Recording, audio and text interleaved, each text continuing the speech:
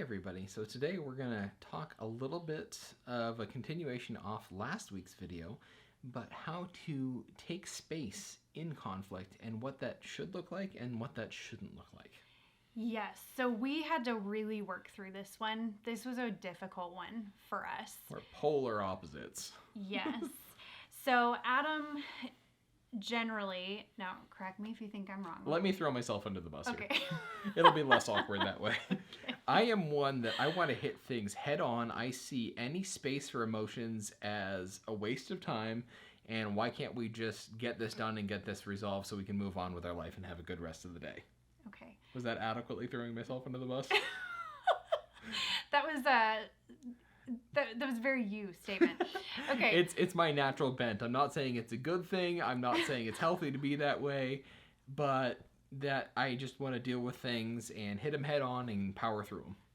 Yeah, I would have said it a lot nicer than that. But all right. You're welcome.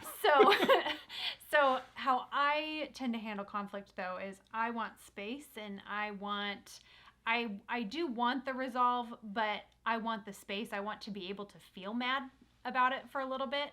And it takes me a little bit longer to be able to process how I'm feeling about something because I'm generally thinking about 7 different things at once. And so I'm wondering how they all connect. I'm trying to figure out me. And it will take me some time to kind of figure that out.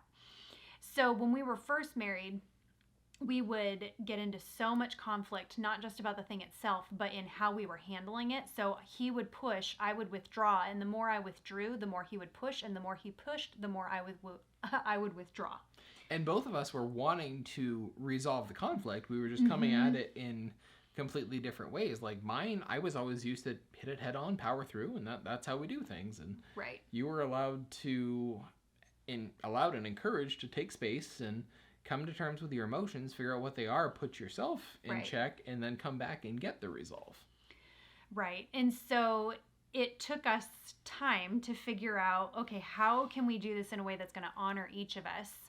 And where we're not triggering each other, because we were absolutely triggering each other with that. Yeah. Well, and sometimes you can intentionally over pursue your spouse because you're mad and you know it pushes their buttons. Or you can intentionally take space as a weapon just to spite your spouse because you know it's not who they are. And it'll bother them. And those are not okay. But we would strongly encourage healthy space. What does that look like? Well, if you look at scientific studies, there's a hormone released when you're in the fight or flight mode. It's called cortisol.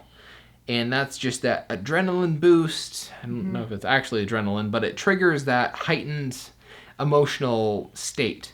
Right. And once that is in your bloodstream, it takes about an hour for that to go away fully and for your body to not be on high alert. Right. So cortisol, like if we were to take it on like a scale of 0 to 10, once we hit like 7, 8, 9 on that cortisol scale, our brain shuts down. And our brain just goes into fight or flight mode. And then it goes into defense and protective mode. And we stop thinking rationally. We're just like, we just need to get out of whatever situation we're in. So when we are there, and hopefully before we get there, we can take the space that we need so that we're not causing further hurt and further damage. So space can be really good, but it needs to be handled well. So let's talk about how to do that. Well, before we go into how to handle it well, I want to add one more thing. There is a third side. It's not fight like me wanting to pursue it and flight like her wanting to run away. But there's also a third option. It's freeze. I don't want to stay. I don't want to go. I don't know what to do. I'm so overwhelmed. I can't even process this right now. I just shut down. So that's the third thing with cortisol. It's fight, flight, or freeze. Yeah, that's good. So let's talk about how to take space well. Space is good, but first off, it can't be used as a weapon. It can't be for the use of controlling or a power move or to be a domineering presence. And when we were first married, I used it that way, for sure. And so when we can talk about it beforehand and create kind of a ground rule for how to take space, it can help a lot. So here's how we've kind of decided to take space, and I think it's been really helpful for us. One, we say, hey, I need space. I'm not leaving you. I'm not not abandoning this conversation. I will come back, but I need some time to process this to make sure that I'm able to handle it well. So in saying that kind of in a calm manner is helpful. And then taking the space, but we have a time limit. So it's not just, I can be gone for 4 days, 5 days and just not have the conversation. No, we have a max of, what is it, hour and a half? I don't know as if we have 2 a hours? formal max, but okay. we generally try and cycle back, an hour check-in. Hey, how are you doing? I'm not quite there yet. Right. But, okay, come find me when you are. Right. But it's the idea that we are cycling back respectfully, and we need to check back. We need to deal with this. Now, this is not for the hour, 2 hours, whatever it is not for the major things. This is not for like the things that induce a marriage crisis. This is for the arguments you get into over daily stuff that probably got more heated than you would have liked them to, and you want the resolve. Right. Yeah. So the premise though of kind of the time apart and the set time apart is that we're going to keep coming back and we're going to keep checking in, because the conversation is not resolved until we both feel heard, until we both feel valued, and we both feel understood. So we need all of that to be able to actually resolve an argument. And we can't stop until we resolve it, because if we don't resolve it, it just goes under that rug. And it'll come back. It'll be an argument 2 weeks down the road or something. Something else will trigger the same feelings that are unresolved, and the dance goes around again if you don't catch it. Right. So also, what do we do in the time when we are taking space? That's I feel like that's another important one to hit. Right. So we've decided that is not a time to just distract ourselves. This is a time to evaluate what we've done, how we need to handle things.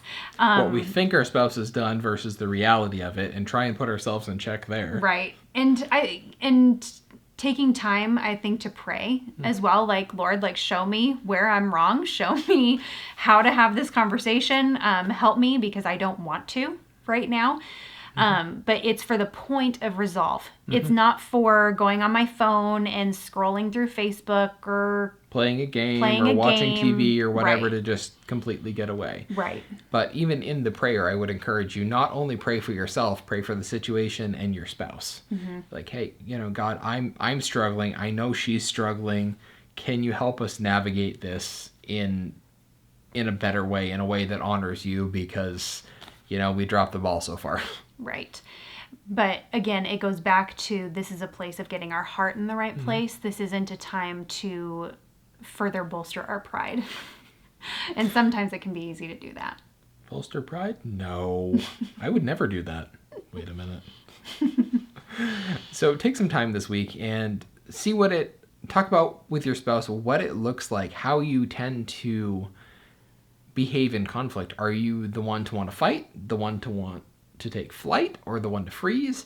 What does that look like, and how can you handle that? What ground rules, adding to the list of ground rules from last week, what ground rules can you set to respect each of your personalities and navigate the conflict well in a way that honors both of you and doesn't pour gasoline on the fire? Right. And I want to add one last thing. We kind of mentioned it before, but don't be passive about conflict. Don't allow it to continue.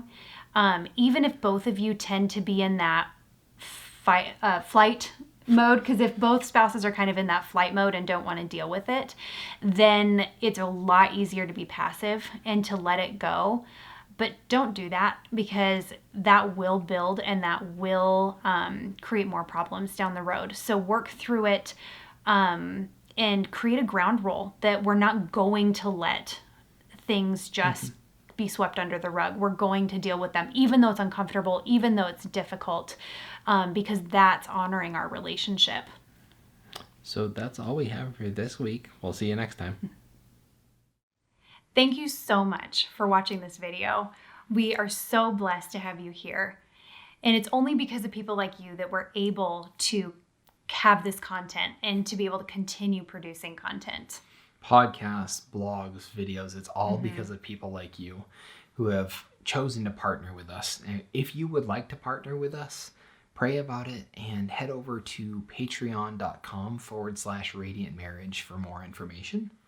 And we also want to share a free resource we have with you. We've put together a 16-lesson course called Radiant Marriage Academy, designed to really help you solidify and build your marriage into something that has the foundation to last. Right.